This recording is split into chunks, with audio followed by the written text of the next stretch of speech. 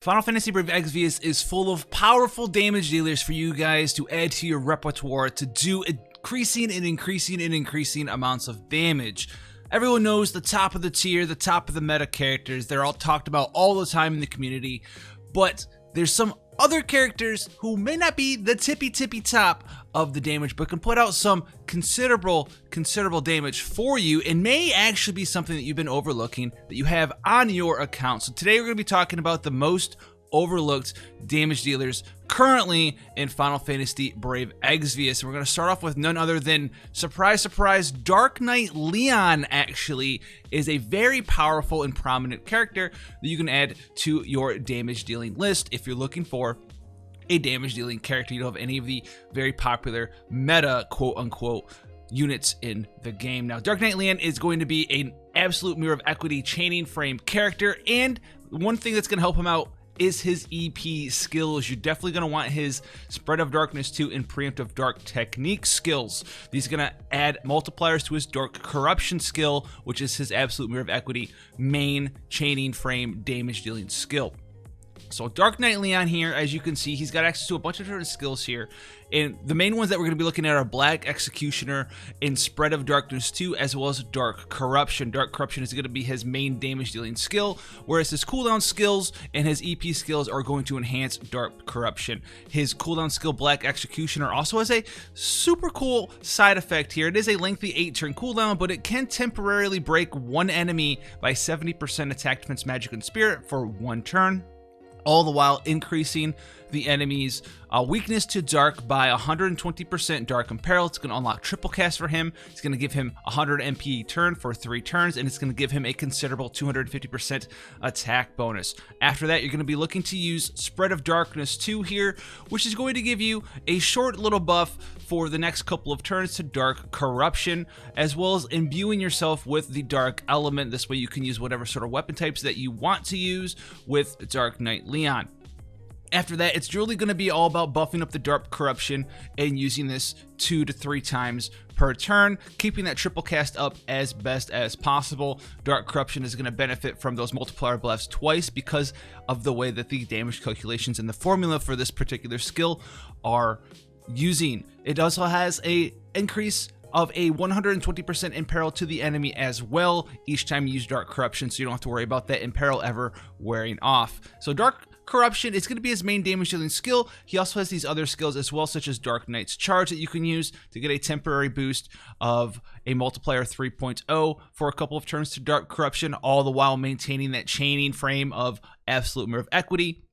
And this is pretty much what you're going to be doing with Dark Knight Leon. He can put up a lot of extra damage that a lot of people kind of overlook. He does have the side thing of decreasing attack, defense, magic, and spirit by 70% for 3 turns. And a lot of people overlook him, though. He is very strong. You could be sitting with Dark Knight Leon on your account and not really using him and going as a newer player.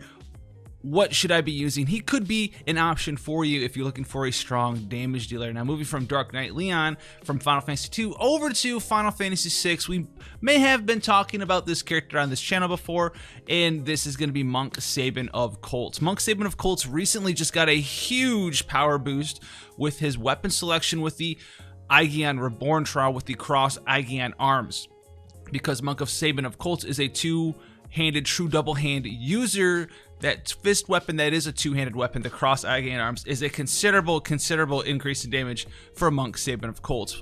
The main thing that you're going to be trying to do with him is unlocking his triple cast and doing loads of damage. So he does have a turn on turn 1 here.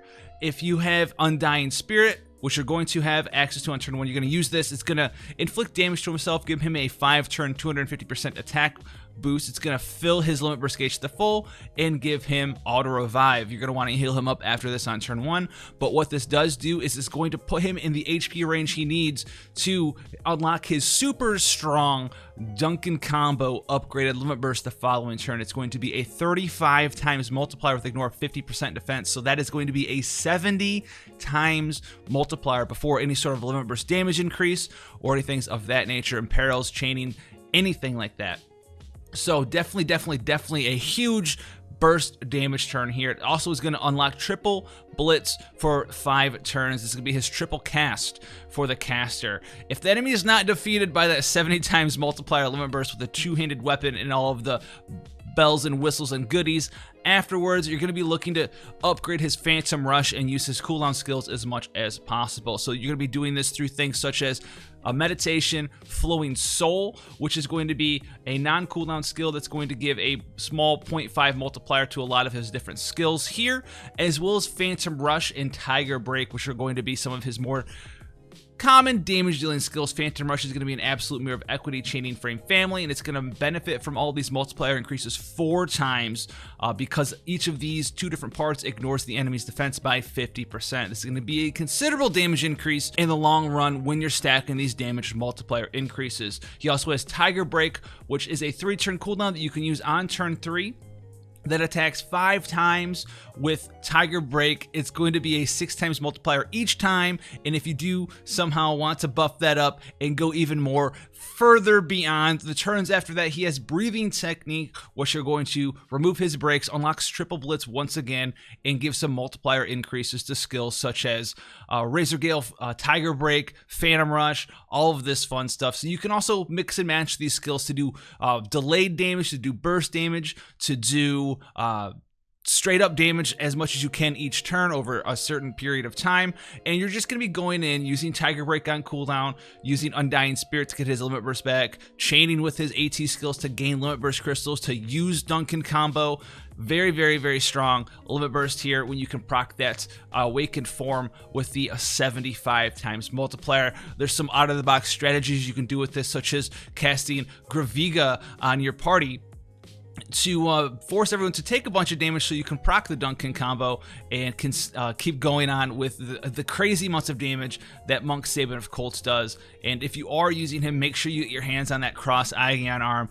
It is so powerful for Monk Sabin of Colts. You don't want to leave home without it. Now, the next one we're going to be talking about is going to be a little easier to talk about. It's going to be Aloha Lastwell. So Aloha Lastwell, when he came out, some people were talking about him. They kind of slowly fell off the whole talking about me grapevine thing. He still is there. He still does do really good damage, and he can do some other things while doing damage as well. So when he did get his rework, his TMR also got reworked as well, the Colorful Lay.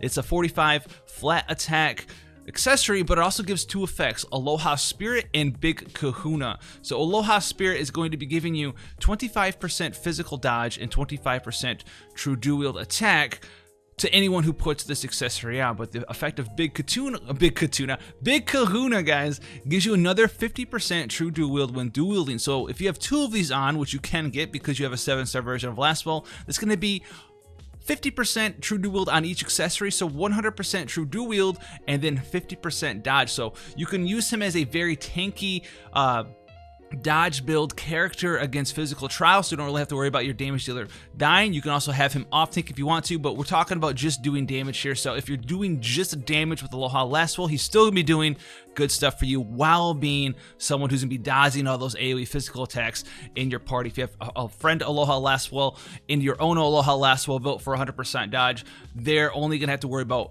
fixed attacks and magic damage for the most part. And so you just bring a magic tank and get in there, and you're gonna be dodging all of those AoE physical attacks depending on what battle you're going into. Now, he's also very easy to use. Honestly, you're just gonna be using Summer Enriched Mind here, which is going to be a 5-turn cooldown available on turn 1. It's going to give you a 200% attack buff for 3 turns, and it's going to do fixed attack with physical damage while doing the Absolute Mirror of Equity Chaining Frame family, which is his primary Chaining Frame family. Then he's going to have Summer Winds of the Sea, which is going to imbue Wind Element while doing wind damage and chaining the Absolute Mirror of Equity family and doing a 100% Wind Imperil. If the enemy isn't weak to wind or absorbs wind damage, he also has the Water attribute that you can do with Summer Waves of the Ocean. After that, you have Summer Showdown, which is going to be a cooldown that you can use right away in every 3 turns to be a 30 times multiplier Absolute Mirror of Equity Chaining Frame family for you to do. And then after that is all said and done, you have Summer Winds of the Sea / Waves of the Ocean to keep using. Very strong skills here, especially with the multiplier increases that you can get with them down the road. And using Summer Showdown on cooldown. So a very easy character to utilize here. You don't really need to worry about using his Shark Wave limit burst or anything of that nature. You just kind of get in there, and as you can see, Soul of the Sword is giving a nice 9 times multiplier buff to the Super Waves of the Ocean and Winds of the Sea. That's why they are a lot stronger than what they look like on paper here with the 6 times multipliers you see here. So he's very tanky against physical damage, very easy to use, and can still do some nice things. He also can off tank every once in a while if that's something that you want to do, but we're really not talking about that today. But he does have stuff like defensive moves, which you could cover characters with. He has the ability to unlock all of his different skills, and he does have the ability to triple cast everything except for defensive moves there. So Summer Aloha Laswell, I know it's Aloha Laswell, I always call him Summer Aloha Laswell. Very strong damage dealer for you guys out there who are looking for some damage dealers. Maybe even particularly, maybe you're looking for one who can dodge attacks, and Aloha Laswell is going to be one for you there. Now the last two we're going to be talking about, we have Roberta. Roberta, we used to use her all the time on this channel. I haven't used her, I have to confession, I haven't used her in a long time either, outside of some of the Scorn of the Vengeful trials. What are they, the Vengeful trials? The new trials with like the, you have to use like 25, 50 different characters. We've used her there a couple of times. Roberta, though, very easy to use. She's a chaining, chain finishing Dragoon character, and she does wonders with a duplicate version of Friend Roberta, as long as you have Fingers of the Flash. And this is going to be because she is a true dual wield Dragoon user, so she's got the base 6 times multiplier cap, very strong on her chaining frame family damage here, and she's very simple. She's very easy to use. She has the effect of Crimson Raid, which is going to give you a nice 200% attack buff for a couple turns. It's going to do a little bit of damage the turn you use it with the Bolting Strike chaining frame family, but then most importantly, it's going to give an 8.5 times mod buff to Death Crimson. After that, you're just going to use Death Crimson for the next couple of turns. She's going to jump up in the air, and it's going to be a timed jump. At the start of your turn, she's going to build a chain up for herself with the Death Crimson and the friend Roberta's Death Crimson, and you need to be really fast to do it, but you can actually land her Death Crimson chain and use it to chain finish with the Death Crimson. Get that 6 times multiplier cap. You can do a lot of damage this way with Death Crimson, because jumps have this extra multiplier, if you're not aware of, called jump damage. You can have your killers, you can have your imperils, you can have jump damage, then you have the 6 times mod cap increase. You can do a bunch of damage with Roberta. She's a character who's going to do a lot of work for you if you have those fast Barry Allen fingers with a limited amount of gear, but the more gear you get for her, the better and better and better she's going to be for her, your team, and the amount of damage that you can do. So you need to get jump damage and have the right imperils and imbues for her, and get the right weapons with killers, which she's true dual wield, so that'll help out a lot. And she's got native true dual wield, so you should be a lot easier to gain those things on this character than the next one. The next one, I have to talk about him because I don't really see him anymore, and he is still absolutely insane. We have a CG Sid, Veritas of the Wind, Unmasked, whatever it is that you want to call him. He's a true double hand based Dragoon normally, but if you have the gear, and he is still good true double hand, but if you have the gear to take his 0% true dual wield up to 200% and putting some of the, as we talked about with Roberta, jump damage on him, have the imbues and imperils for him, fit some killers in him, he can be an absolute monstrosity, to the point where you could probably just one-shot a lot of trials with him still to this day, as long as they don't have HP thresholds. That's his one weakness, is HP thresholds, but he can do